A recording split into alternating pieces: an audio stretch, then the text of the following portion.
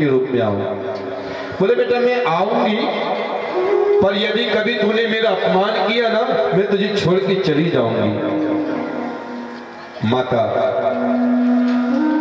जगदम्बा ही दक्ष प्रजापति के यहाँ पुत्री के रूप में आई है। ध्यान दीजिए, दक्ष प्रजापति की 16 कन्याएं हुई है। 13 कन्या उन्होंने धर्म को ब्याई है। धर्म की पहली पत्नी का नाम क्या है? उसी ने भेजा आपको, वो नहीं भेजते तो आते ही नहीं आप। याद रखो, धर्म की पहली पत्नी का नाम है श्रद्धा। श्रद्धा नहीं भेजा ना घर से, नारायण है। तो धर्म की पहली पत्नी है श्रद्धा। तो 14वीं कन्या का विवाह हुआ है अग्नि के साथ में, 15वीं का पितृगणों के साथ में, और 16वीं जो कन्या थी उसका विवाह हुआ है। 16वीं कन्या कौन है? मां जगदम्बा ने ही सती का रूप लिया है।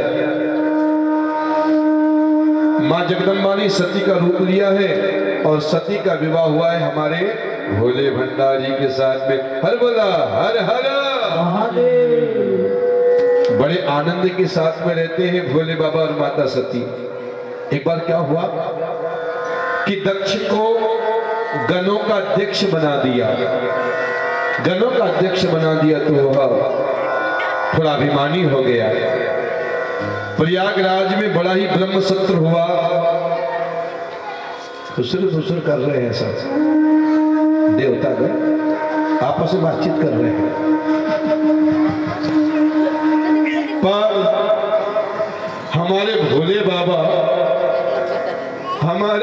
बाबा तो जहां बैठ जाते हैं वहीं पे भोले बाबा राम राम पुकारते। एक बात बताऊं, आप तनों से मीठा चढ़ाओ भोले बाबा और हनुमान जी को, ठीक है, और एक तरफ 5 से 10 मिनट राम नाम सुना दो, तो हमारे भोले बाबा हमारे हनुमान जी मीठे को पसंद नहीं करेंगे। किसको पसंद करेंगे? राम नाम को। राम नाम बहुत दिव्य मंत्र है अपने आप। कैसा भी संकट आ जाए आप राम नाम जप लीजिए, आपका संकट दूर होगा ही, पर विश्वास होना चाहिए। कभी कभी क्या है कि ज्यादा सरल बता दे तो लोगों को विश्वास ही नहीं होता क्यों नहीं होता। एक भूल भुलैया बिल्डिंग, उसमें लिखा था अंदर आइए, तो घुस गया अंदर। फिर लिखा था उसमें दाहिनी तरफ 14 कदम चलो, दाहिनी तरफ 14 कदम चला। नाक की सीध में 18 कदम चलो, बड़ा मजा घुसने में, नाक की सीध में 18। फिर ऊपर सीढ़ी पे 21 सीढ़ी चढ़ो, 21 सीढ़ी चढ़ा। अब बाएं तरफ 22 कदम चलो, 22 कदम चला। फिर नाक की सीध में जाओ, फिर नाक के, फिर दाहिनी तरफ में, दाहिनी तरफ, फिर नीचे जाओ, नीचे गया तो वहां हाल था। हाल में लिखा था इधर उधर कहां भटक रहा, बाहर निकल। बड़ा मजा है भटकने में। तो ये ऐसे ये पहन लो, एक टांग पे खड़े हो जाओ, वो झाड़ पे चढ़ के तपस्या कर, वहां घुस, कुछ मत करो, राम नाम जप लो, सारे कष्ट दूर हो जाते हैं। तो हमारे शिव जी राम नाम सरकार का जाप कर रहे हैं।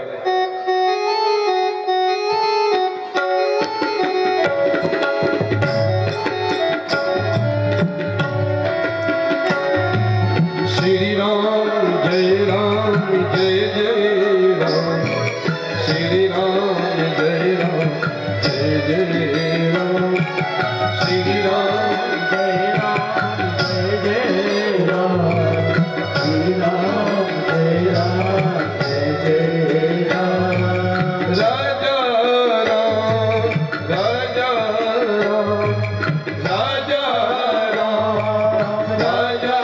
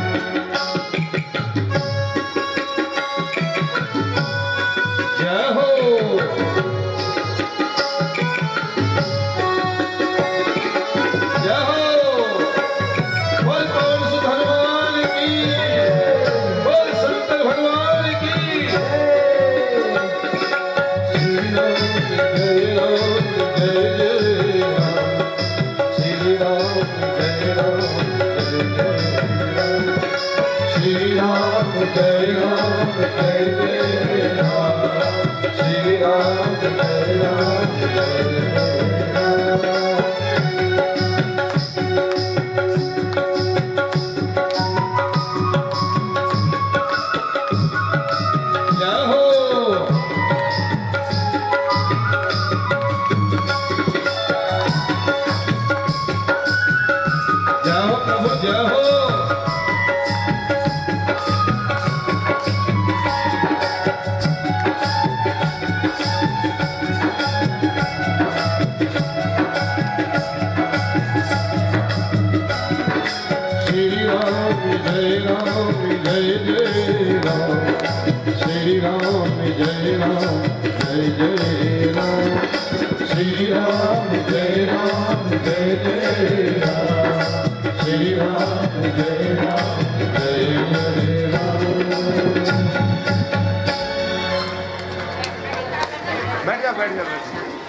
श्री राम जय राम जय जय राम। बोल कौन से हनुमान की जय, बोलिए शंकर भगवान की जय।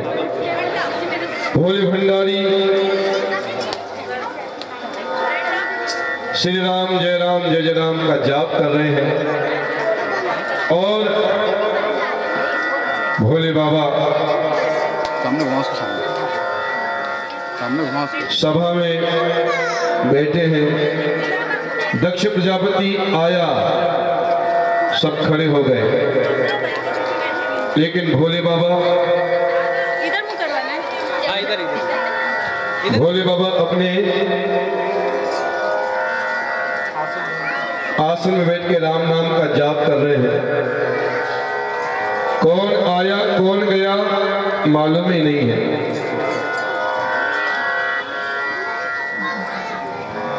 भोले बाबा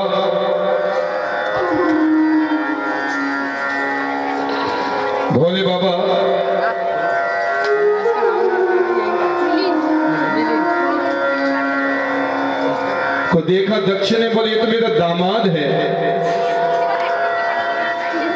इसका कर्तव्य था ये कि मेरे लिए खड़ा हो जाता, क्योंकि भाई दामाद भी तो बेटे जैसा होता है ना।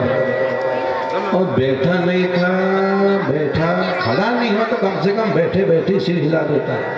हाँ, तो यहाँ पर भोले बाबा की निंदा करने लगा। भोले बाबा की निंदा करने लगा, ये काय का शिव है, ये तो पूरा का पूरा अशिव है। फिर भोले बाबा से कहने लगा ये तो शमशान में रहने वाला है। पर ये भोले बाबा की वंदना हो गई। क्यों? क्योंकि सारा जगत ही तो शमशान स्वरूप है। जो आया है वो जाएगा। जगत में कोई ना परमानेंट, चाहे लगा लो तेल चमेली का, चाहे लगा लो सेंट, अंत समय में उखड़ जाएंगे सबके तंबू टेंट। जगत में कोई ना परमानेंट, लेडीज हो या जेंट्स, कर्नल है लेफ्टिनेंट, अंत समय में उखड़ जाएंगे सबके तंबू टेंट। जगत में कोई ना परमानेंट, जो आया है वो जाएगा। भोले बाबा की निंदा पे निंदा कर रहा है। भोले बाबा कुछ नहीं बोल रहे हैं, क्योंकि सारा जगत ही तो शमशान स्वरूप है। जो आया है वो जाएगा। एक सेठ ने 3 करोड़ का बंगला बनाया, 3 करोड़ का। महात्मा जी के पास गए, बोले महात्मा जी मेरे बंगले का नाम रख दो। बोले बंगले का नाम रखना कोई पंडित से जाके पूछ, नहीं आप ही बताओ। बोले ऐसा करना, बोले बंगले का नाम रखना है, मैं जो बताऊँ रखेगा। बोले पक्के में रखेगा। बोले हाँ। तो बोले ऐसा कर अपने बंगले का नाम मरघट रख ले। मरघट? 3 करोड़ का बंगला, मकान का नाम मरघट? बोले मरघट किसको कहते हैं जब लोगों को जलाते? बोले नहीं, वो शमशान है। मरघट या पुराने घर घट के बोले वो मरघट।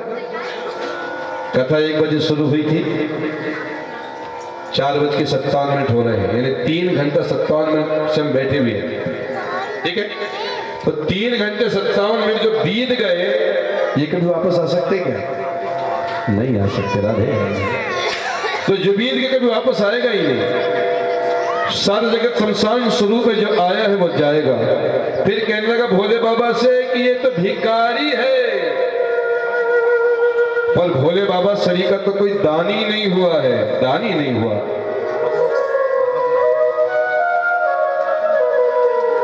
भोले बाबा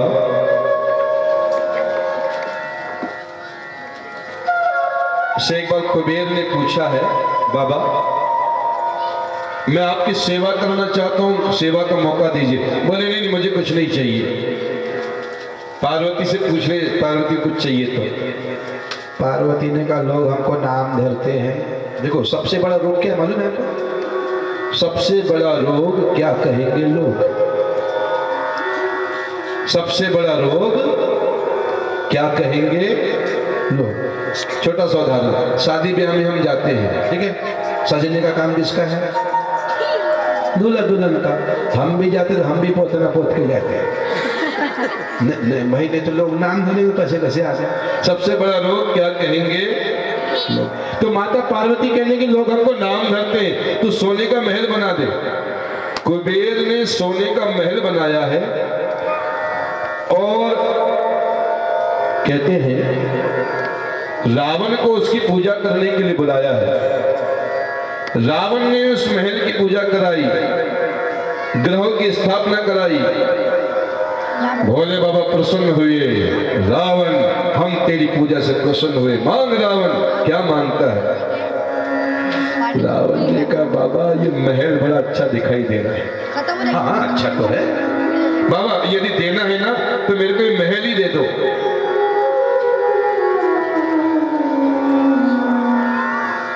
भोले बाबा ने पार्वती से कहा उठो, ये महल रावण को दे दिया। बोलिए शंकर भगवान की जय। होगा शंकर जी जैसा कोई दानी? कल्पना करो कोई पंडित जी आपके मकान की पूजा कराना है, नए मकान की, और आपसे कहे कि भाई मेरे को नए मकान में जो दक्षिण में आपका मकान ही दे दो। कितने लोग देंगे? मेरे हिसाब से तो एक भी नहीं। राधे पर भोले बाबा शरीर का तो कोई दान ही नहीं हुआ। तो ग्रह कहने लगे, बहुत ध्यान सुनना यहाँ पे, ग्रह कहने लगे कि बाबा बाबा अब तो हम इसके पास ही रहेंगे, अब हमारा क्या होगा? बोले यहाँ आराम से रहो। रावण जब अति अत्याचारी हो जाएगा तो मेरा 11 रुद्र अवतार आएगा जो तुम्हें कैद से मुक्त कराएगा। तो शिव जी के 11 रुद्र अवतार कौन है? हे मारुति नंदन राम कथा का सार तुम्हारी आँखों में। जय जय बजरंग बली, जय जय जय बजरंग बली, जय जय जय बजरंग बली, जय जय जय बजरंग बली।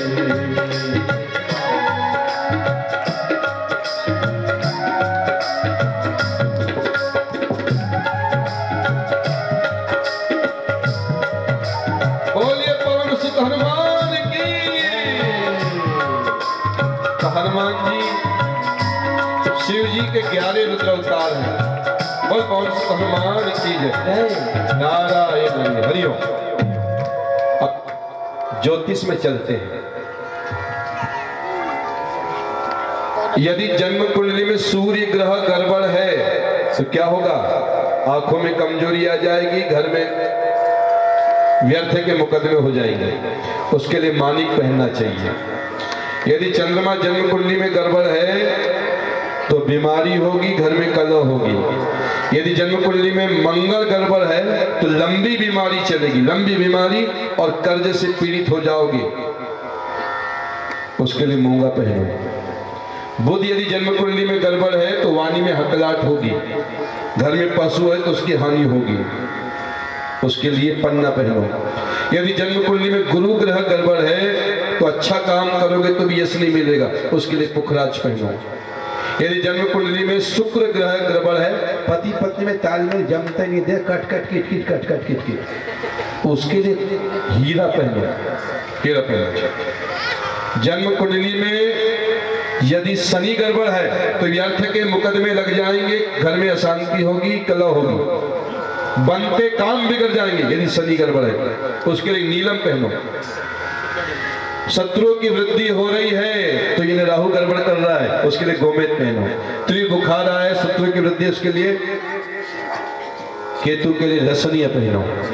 पर एक बात बताऊं, हनुमान जी ने लंका जलाई है, सब जानते हैं। जब हनुमान जी ने लंका जलाई तो सभी ग्रहों ने आश्वासन दिया है कि हे हनुमान जी महाराज, जो भी आपकी सेवा करेगा हम उसको सताएंगे, उसको सताएंगे नहीं। नारायण हरि।